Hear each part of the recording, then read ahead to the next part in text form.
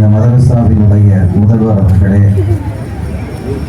உலமாக்களே, மிகுந்த மரியாதைக்குரிய இந்த நிகழ்ச்சியின் தலைவர் அவர்களே, கண்ணியத்திற்குரிய பெரியோர்களே, அன்பு சகோதரர்களே, தாய்மார்களே, சகோதரிகளே, மாணவ மாணவிய செல்வங்களே, பட்டம் பெற்ற ஹாஃபிதுகளே, ஆலிம்களே, ஆலிமாக்களே,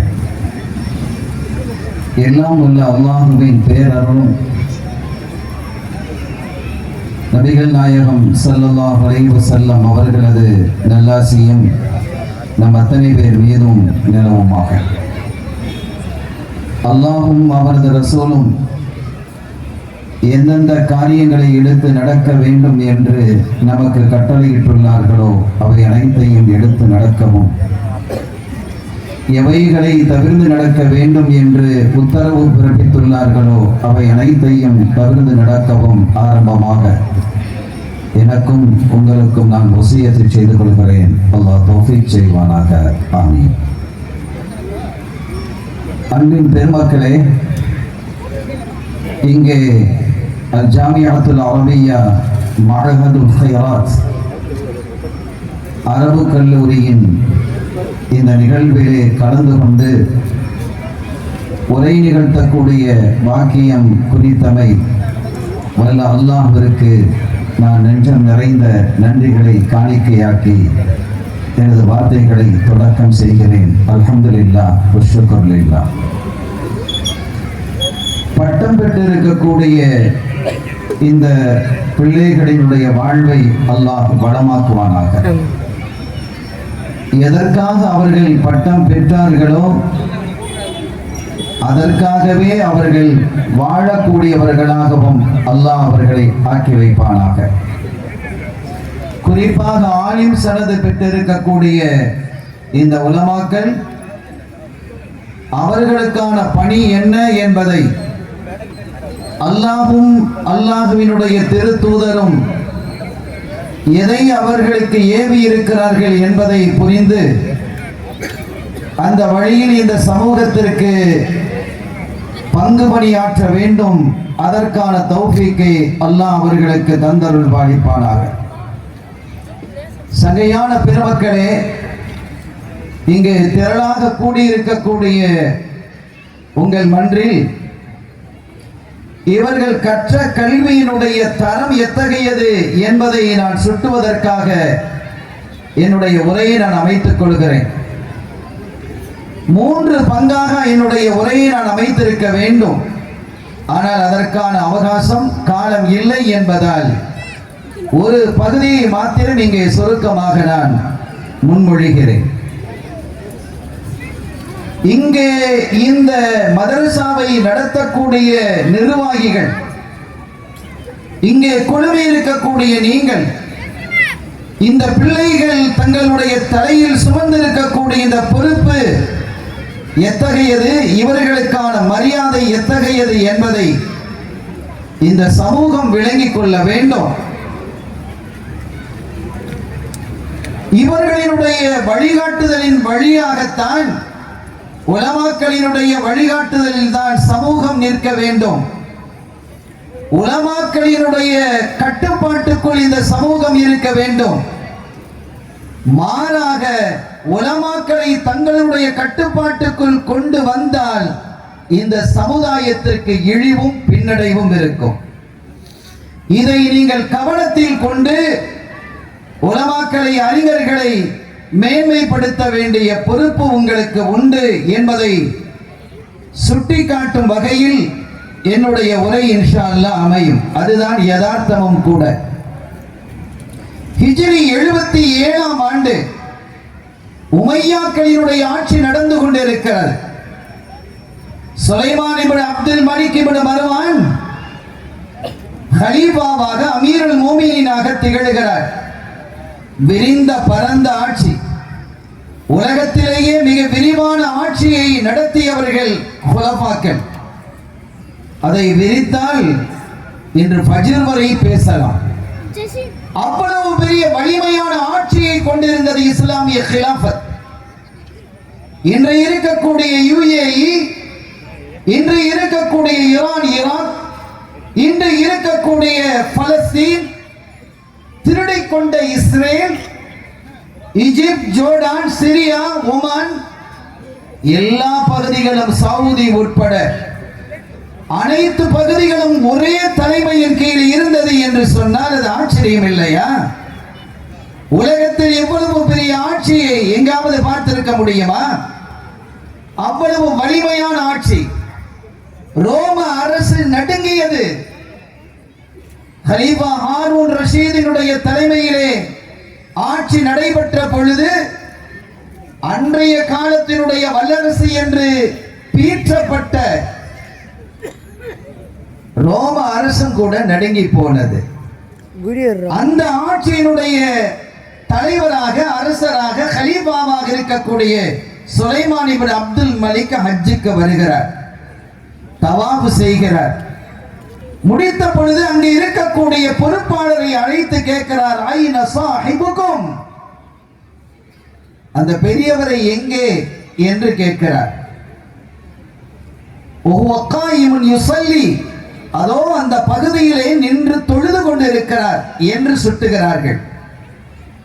மாபெரும் ராணுவத்திற்கு சொந்தக்காரரான சுலைமான் இப்னு அப்துல் மலிக் அந்த பகுதிக்கு செல்கிறார்.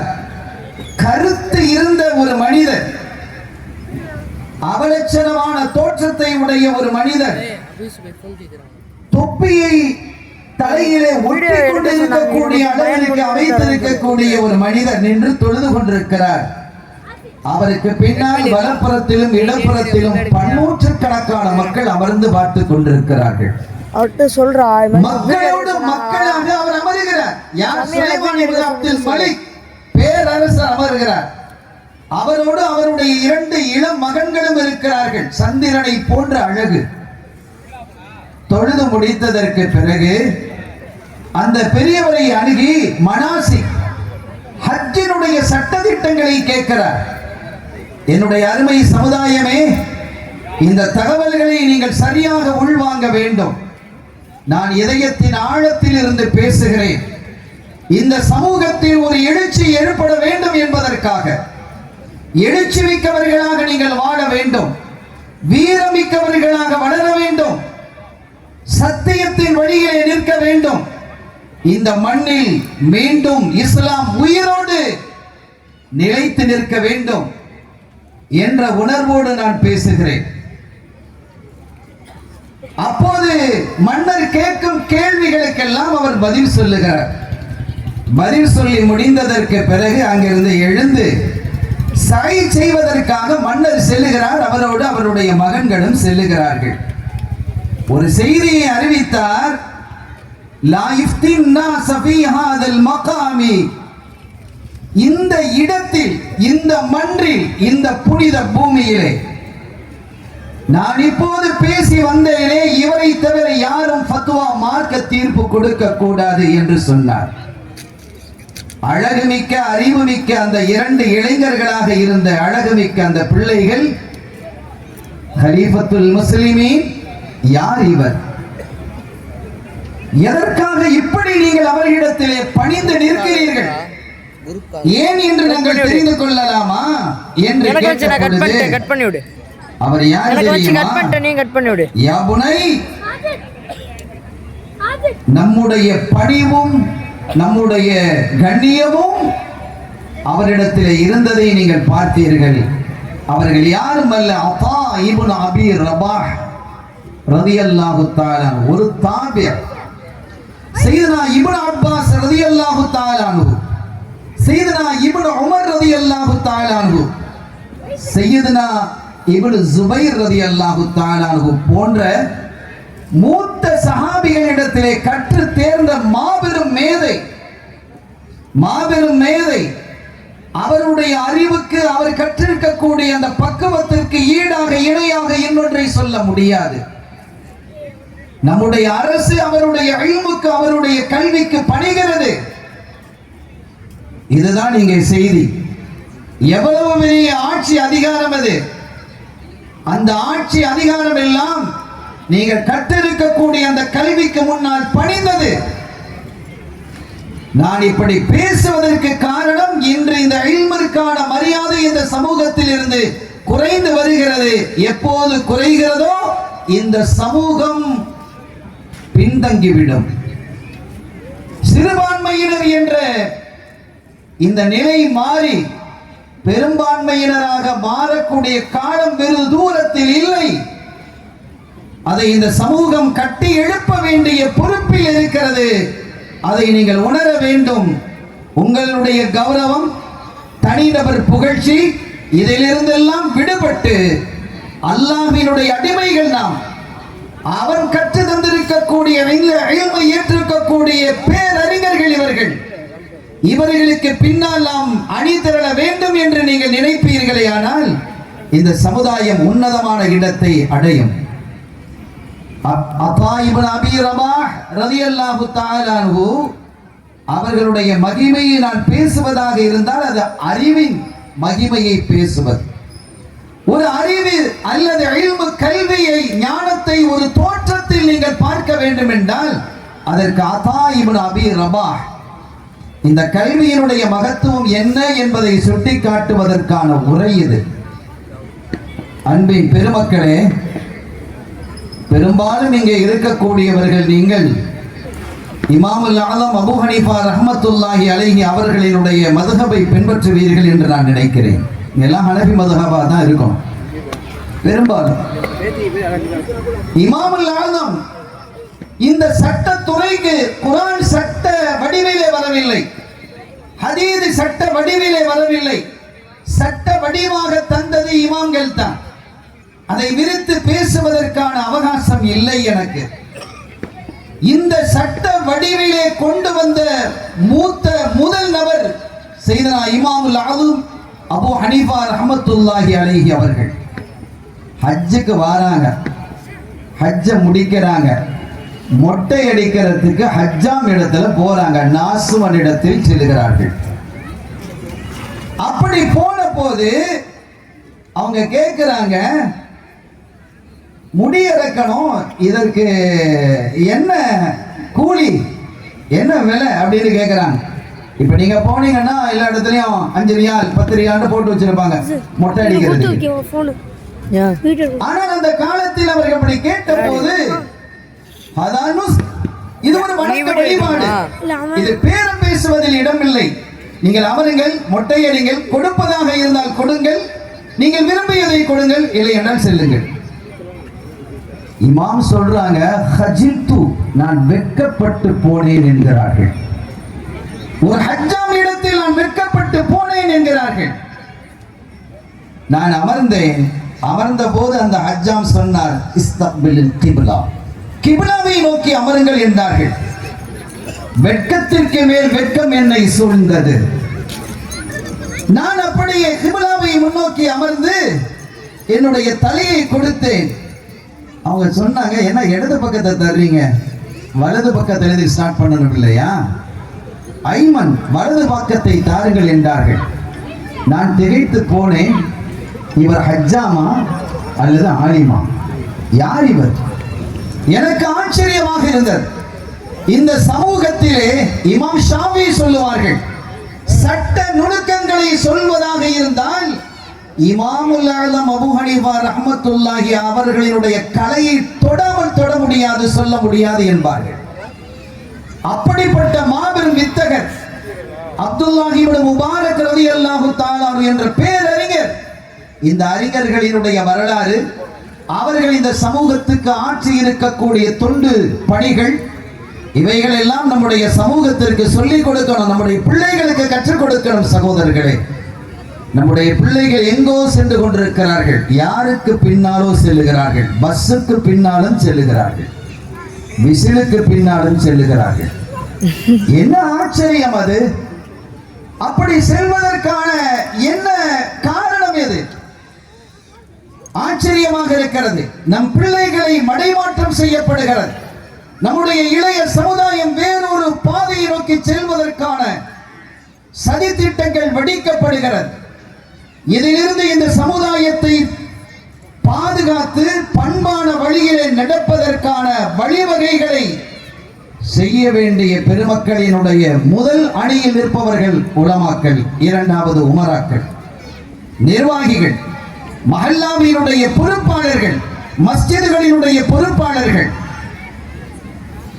ஆச்சரியப்பட்டு போனார்கள். நான் விட்ட இடத்திற்கு வருகிறேன். இவர் ஹஜ்ஜாமா, நாசுவனா அல்லது பேரறிஞரா? நான் எனது வலது பக்கத்தை கொடுத்தேன். அவர் என்னுடைய தலையிலே கத்தியை வைத்து முடியை சிரைக்க ஆரம்பித்த பொழுது என்னை பார்த்து சொன்னார், என்ன சும்மா உட்கார்ந்திருக்கிறீங்க, கப்பீர் தக்பீர் சொல்லுங்கள் என்றார்கள். என் உடல் பூரித்து போனது, நடுங்கியும் போனது, ஆச்சரியப்பட்டு போனேன். முடிந்தது.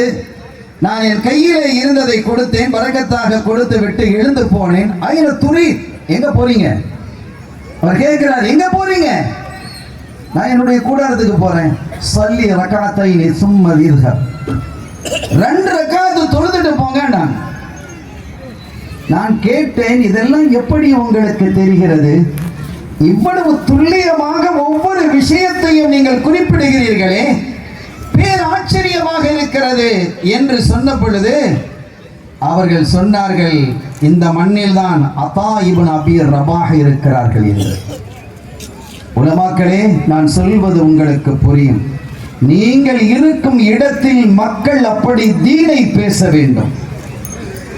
அந்த மாதிரி நீங்கள் இருக்கக்கூடிய, நீங்கள் பணிபுரியக்கூடிய எந்த பணியாக இருந்தாலும் சரி, அந்த இடத்திலே இருக்கக்கூடிய மக்கள் இந்த தீனை குறித்து பேச வேண்டும். வீணான விஷயங்களை பேசக்கூடாது.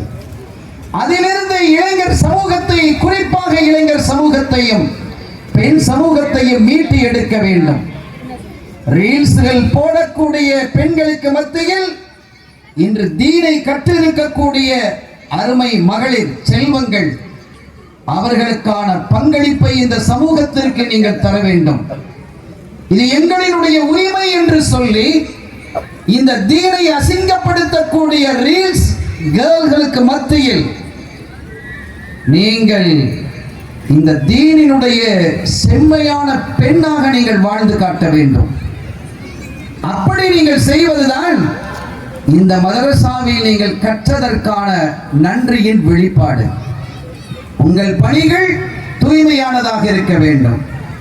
நான் விரித்து பேசுவதற்கான ஆசைப்படுகிறேன், ஆனால் எனக்கான நேரம் அளவிடப்பட்டிருக்கிறது, எனக்கான பிரயாணமும் இருக்கிறது.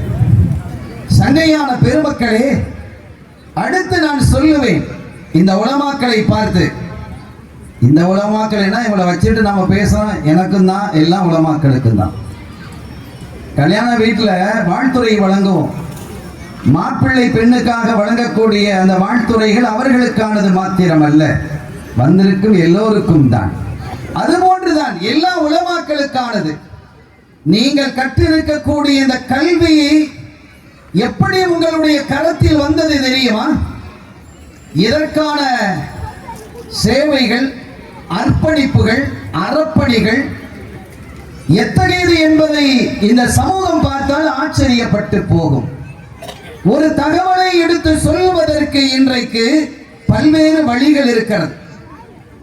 எத்தனையோ வகைகள், மீடியாக்கள், தொலை தொடர்புகள் மிக எளிதாக இருக்கிறது. ஒரு வார்த்தையை தெரிய வேண்டும் என்றால் ஜிபிடி சொல்லுது, ஆச்சரியம் இல்லையா? கூகுள் சொல்லுது. இவைகள் எல்லாம் மிக எளிதிலே தேடக்கூடிய இந்த காலகட்டம் எதுவுமே இல்லாமல் நடந்து நடந்து நடந்து சென்று இந்த இல்மை தேடி உங்களுடைய கரத்திலே இன்று வழங்கி அது உங்களுடைய இதயத்திலே பதித்து வைக்கப்பட்டிருக்கிறதே, அந்த பெருமக்களினுடைய பங்களிப்பு, பாதுகாத்து தந்த அந்த நடைமுறை, நிகழ்முறை ஆச்சரியத்திலும் ஆச்சரியமானது. ஒரு தகவலை நான் இங்கே சொல்லுவேன். தகவல்கள் குவிந்திருக்கிறது, ஆனாலும் நான் பொறுக்கி எடுத்து 1-2 தகவல்களை மாத்திரம் நான் முன்வைத்து விடைபெறுவேன். அபூ உஸ்மான் ரலியல்லாஹு தஆலா அன்ஹு அவர்கள் ஒரு பேரறிஞர், ஒரு தாபியர். கல்வியை தேடுவதில், குறிப்பாக ஹதீஸை தேடுவதிலே மிகப்பெரிய ஆர்வம். உங்களுக்கு தெரியுமா, இன்றைக்கு ஹதீதுகளினுடைய அரசர் சக்கரவர்த்தி என்று போற்றப்படக்கூடிய இமாமுல் முஹத்திதீன் அபு அப்துல்லா முஹம்மது இப்னு இஸ்மாயில் புகாரி இமாம் ரஹிமஹுல்லாஹ் அவர்கள் ஒரு ஹதீஸுக்காக 100 கிலோமீட்டருக்கு மேல் நடந்து சென்ற வரலாறு உண்டு. மதீனாவிலிருந்து ஒரே ஒரு ஹதீஸை தெரிந்து கொள்வதற்காக அப்துல்லாஹ் இப்னு ஜாபிர் இப்னு அப்துல்லாஹ் சையதுனா ஜாபிர் இப்னு அப்துல்லாஹ் ரலியல்லாஹு தஆலா அவர்கள் டமஸ்கஸுக்கு வர்றாங்க ஒரு ஹதீஸை தெரிஞ்சுக்கிறது. அவங்களும் ஒரு சஹாபி, இங்க ஒரு சஹாபி இருக்கிறாங்க. மவாலிம் பற்றிய ஒரு செய்தி அவர் அறிவிக்கிறார். இங்க வந்து பார்த்தா அவங்க தான் யாருங்கிற அவங்களுக்கு தெரிஞ்ச ஃப்ரெண்டு தான். இப்படி 1000 கிலோமீட்டர் பயணித்து வந்திருக்கிறார்கள் ஒரு ஹதீஸுக்காக. ஒரு ஆச்சரியமான தகவலை நீங்கள் இங்கே பாருங்கள்.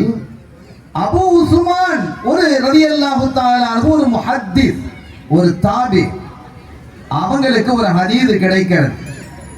அந்த ஹதீஸை நான் வாசிக்கிறேன் பாருங்கள். இன்னல்லாஹ அஸ்ஸ வ ஜல்ல யுஅதி அப்தஹுல் முஃமின பில் ஹஸனதி வாஹிததி அல்ஃபி ஹஸனதி. இந்த ஹதீஸை பார்த்த அபூ உஸ்மான் முஹத்திஸ் அரண்டு போனார். இது சரியான ஹதீஸ் தானா? இதை அறிவித்தது சய்யிதுனா அபூ ஹுரைரா ரலியல்லாஹு தஆலா அவர்கள் அறிவித்ததாக இந்த தகவல் இவங்களுக்கு கிடைக்குது. என்ன சொல்லுது இந்த ஹதீஸ் தெரியுமா? ஒரே ஒரு மூமின் ஒரு அற்புதமான காரியத்தை ஆற்றுகிறான், இதயபூர்வமாக ஆற்றுகிறான். அதில் புகழ்ச்சி இல்லை, தற்பெருமை இல்லை, முகஸ்துதி இல்லை. அல்லாஹ்வுக்காக வேண்டிய ஒரு காரியத்தை ஆற்றினால் அதற்கு அல்லாஹ் வழங்கும் கூலி என்ன தெரியுமா? ஒன்றுக்கு 10 என்று குர்ஆன் பேசுகிறார், ஒன்றுக்கு 700 வரை மடங்காக ஆக்கி தருகிறான் என்று ஹதீஸ் பேசுகிறார். ஆனால் இந்த ஹதீஸ் சொன்னது அல்ஃபி ஹஸனத்தின் 10 லட்சம் என்று. ஒரு பொருளை நீங்க விற்கிறீங்க, ₹1 ஒரு பொருள், 10 ரூபாய் உங்களுக்கு கிடைக்கிறது, 9 ரூபாய் லாபம். 700 ரூபாய்க்கு நீங்க விற்கிறீங்க, 699 ரூபாய் லாபம். இதுவே ஒரு பிரம்மாண்டமானது இல்லையா? ஒன்றுதான் 700ஆக மாறுகிறது என்றால் 1000 எத்தனையாக மாறும்? யோசித்து பாருங்க. அந்த கணக்கீடு வேணும், அந்த கால்குலேஷன். என்ன நடந்தது? 10 லட்சமா? ₹1 வாங்கிய பொருளை 10 லட்சத்திற்கு விற்க முடியுமா? நான் வாங்குகிறேன் என்கிறான் ரப்பு. இப்படி ரசூல் சொல்லி இருப்பார்களா? இப்படி ஒரு ஹதீஸ் இருக்குமா? அபூ ஹுரைரா இப்படி அறிவித்திருப்பார்களா? இந்த ஹதீஸினுடைய உண்மை தன்மை என்ன என்பதை அறிந்து கொள்வதற்காக அபூ உஸ்மான் சொல்றாங்க, அந்த வருஷம் நான் ஹஜ்ஜுக்கு போனேன். நான் ஹஜ்ஜை நாடவில்லை, ஆனா ஹஜ்ஜுக்காக இஹ்ராம் கட்டினேன்.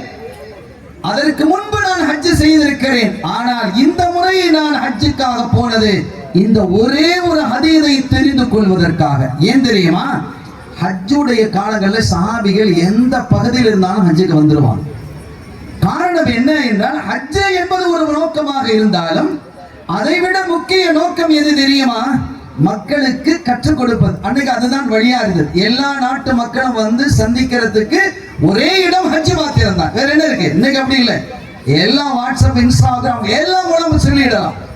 எவ்வளவு வேகமாக துரிதமாக சொல்ல முடியும். நேரடியாக மக்களை சந்திக்கக்கூடிய ஒரே தலமாக ஹஜ் இருந்ததால் அந்த உணர்வோடு மக்களுக்கு இந்த தீனை கொண்டு சேர்க்க வேண்டும் என்பதற்காக உலகத்தின் 8 திசையில் எப்பகுதியில் இருந்தாலும் அந்த சஹாபிகள் ஹஜ்ஜுக்கு வருவாங்க. எனவே அபூ ஹுரைரா ரலியல்லாஹு தஆலா அவர்களும் வருவார்கள் என்பதை அறிந்து கொண்ட அபூ உஸ்மான் அதற்காகவே அவர்களை சந்தித்து இந்த ஒரு ஹதீஸினுடைய உண்மை தன்மையை விளங்கிக் கொள்ள வேண்டும் என்பதற்காக நான் ஹஜ்ஜுக்கு புறப்பட்டேன் என்கிறார். வர சொல்றாரு. எவ்வளவு பெரிய ஆச்சரியம் அது, எவ்வளவு பெரிய அதிசயம் அது. எண்ணி பாருங்க. இதற்காகவே நான் புறப்பட்டு புனிதமான ஹஜ்ஜை நோக்கி நான் பயணித்தேன். நான் கொடுத்துக்கிறேன்டா, உர்ரா நான் கொடுத்துக்கிறேன். அங்க போனேன், போடா ஹஜ் செஞ்சேன். அந்த காலத்துல நீங்க ஹஜ்ஜுக்கு போனீங்கன்னா இன்னைக்கு நீங்க பார்க்கலாம், உம்ராவுக்கு போனாலும் மஸ்ஜிதுல் நபவி, மஸ்ஜிதுல் ஹராம் இந்த 2 பகுதிகளிலும் அங்கங்க பாடங்கள் நடக்கும். இந்த பாடம் என்பது ஃபிக்ஹுடைய பாடம், இங்கே ஹதீஸுடைய பாடம், இங்கே தாரீഖுடைய பாடம், இங்கே தஃப்சீருடைய பாடம் என்று பிரிச்சு வச்சிருக்கிறாங்க. கவர்மெண்ட் நடத்துது இன்னைக்கு. ஆனால் அன்றைய காலத்திலேயே சில சஹாபிகளுடைய காலத்தில் மஸ்ஜிதுகளிலே இந்த மதரசாக்கள் சிறப்பாக நடைபெற்றது. அதெல்லாம் அற்புதமான அழகிய வரலாறு.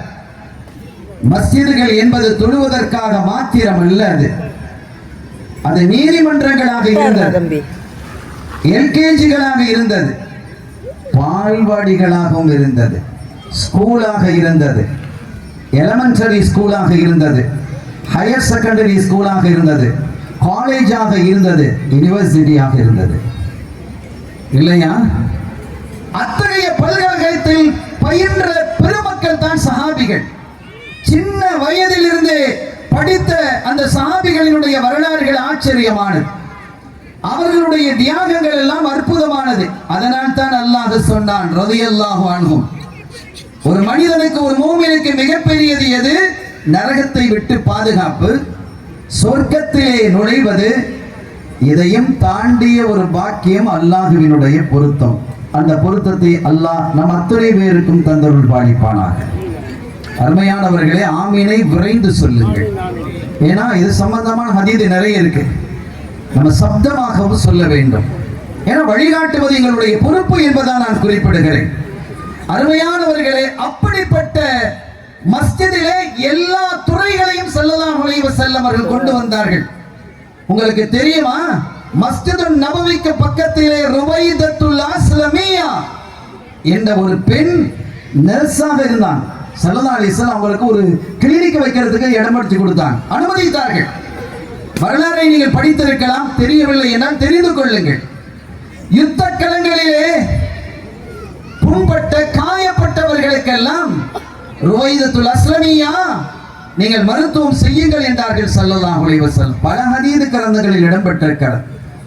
அன்றைய காலத்தில் என்ன புரிகிறோம்? மஸ்ஜித் என்பது ஒரு மருத்துவமனையாகவும் இருந்தது.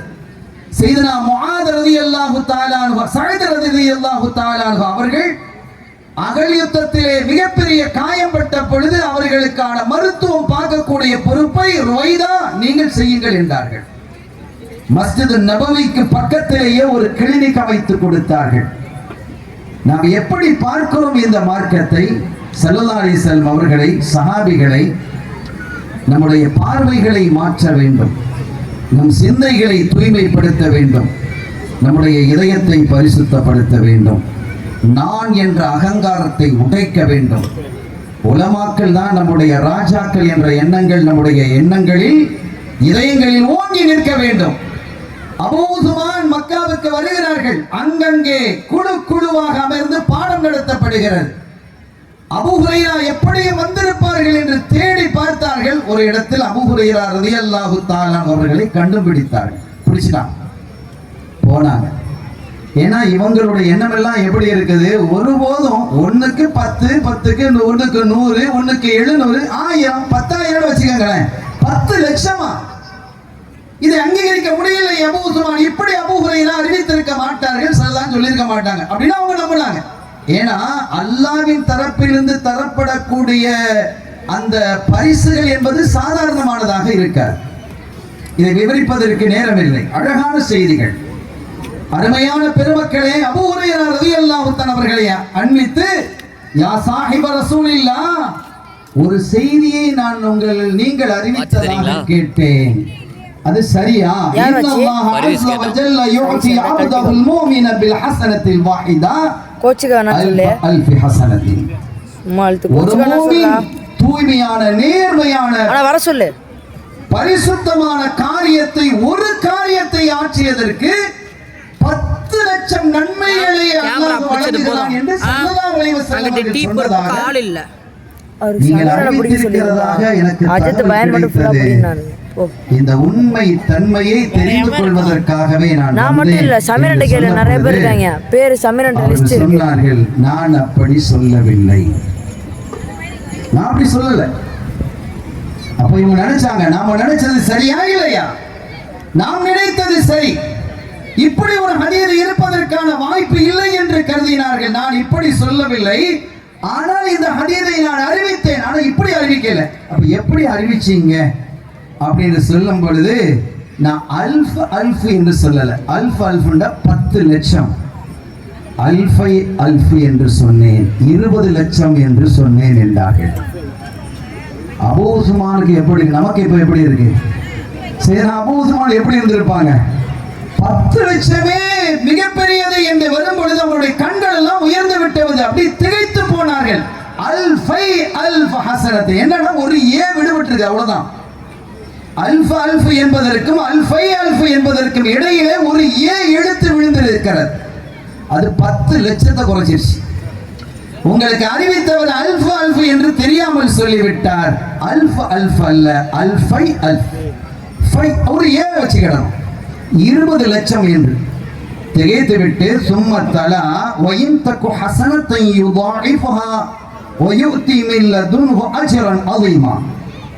அல்லாஹ் சொல்றான், ஒரு நல்ல காரியத்திற்கான அல்லாஹ் அவன் புறத்திலிருந்து மகத்தான பிரம்மாண்டமான கூலியை வழங்குவான் என்று சொல்லி இருக்கும் போது, அந்த வார்த்தைக்கு பிரம்மாண்ட கூலி என்பது அது 20 லட்சத்தை விடவும் அதிகமாக இருக்கலாம் இல்லையா? இது 20 லட்சம் என்பது நமக்கு பெரியது, ரப்புல் ஆலமீன் அல்லாஹ்வுக்கு மிக சாதாரணமானது. நான் என்னுடைய உரைக்கு நிறைவுக்கு வர வேண்டும். அருமையான பெருமக்களே, ஒரு தகவலோடு நான் நிறைவுபடுத்துகிறேன்.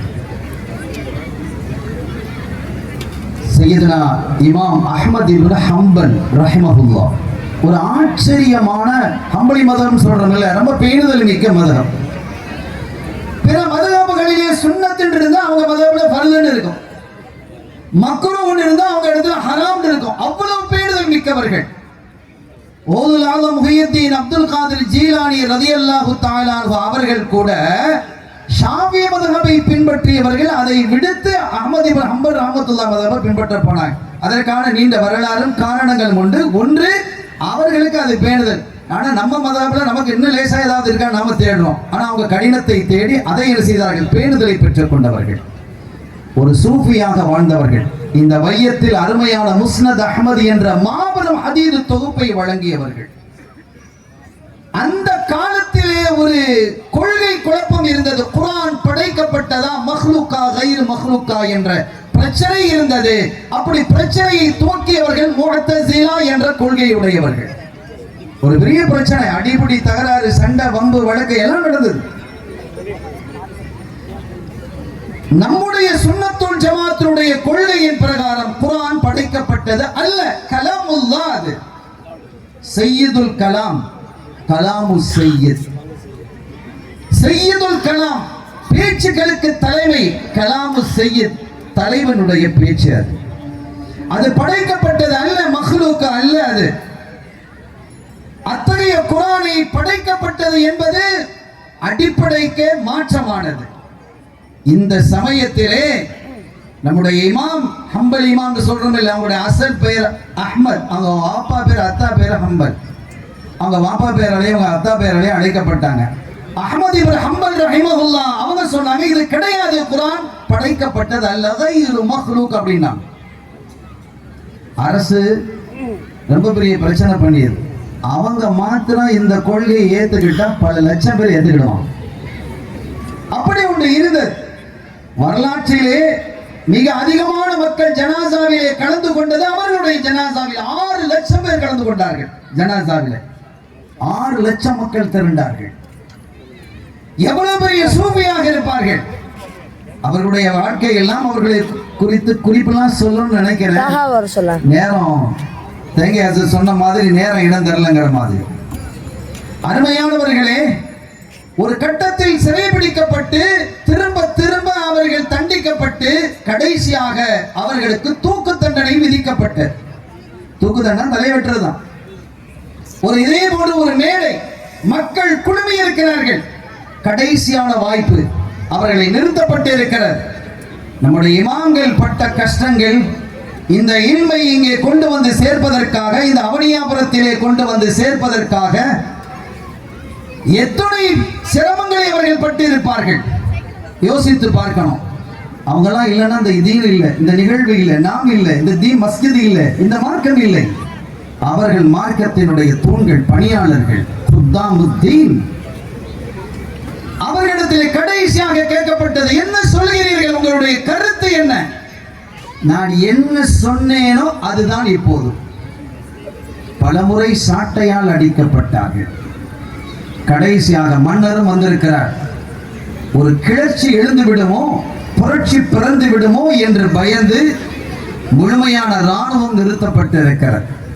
ஏன்னா அவ்வளவு பெரிய சப்போர்ட், ஆனா ஒன்றும் செய்ய முடியல. அவ்வளவு பெரிய இராணுவத்தை குவிச்சிருக்கு. உலகத்திலே பெரிய இராணுவம் உமையாக்களினுடைய இராணுவம்.